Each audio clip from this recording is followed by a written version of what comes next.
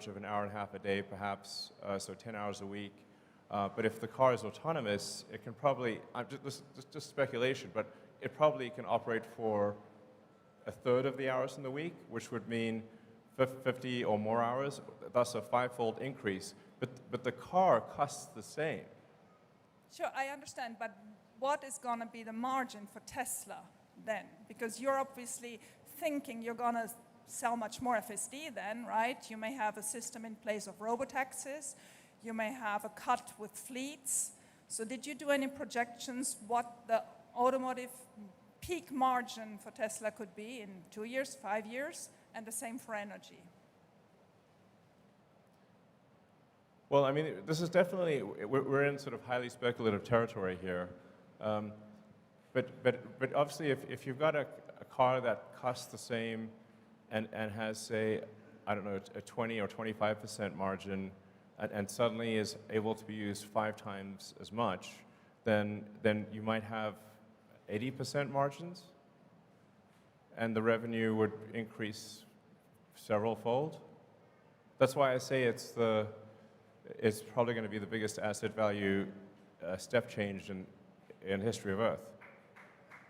Yeah.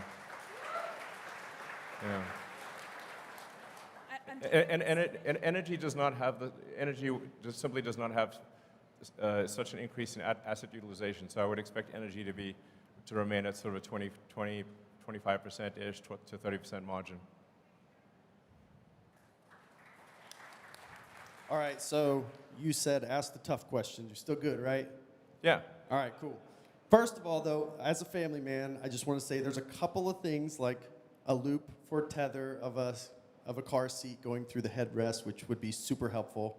There's a couple other things that would be really nice. The Model Y is the only one you can do that in today. Maybe we could fix that. But when we're thinking about 4680 battery cells, should we be thinking about the efficiency and the performance we're getting today? Or is there some updated timeline path that we could see closer to battery day presented efficiency, performance that we can look to in the future?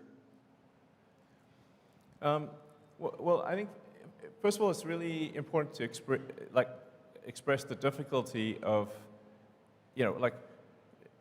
for Tesla to go from nothing to making a battery cell that we aspire to be better than any other battery cell on Earth, even when compared to companies where the only thing they do is make a battery cell, is obviously not a trivial exercise.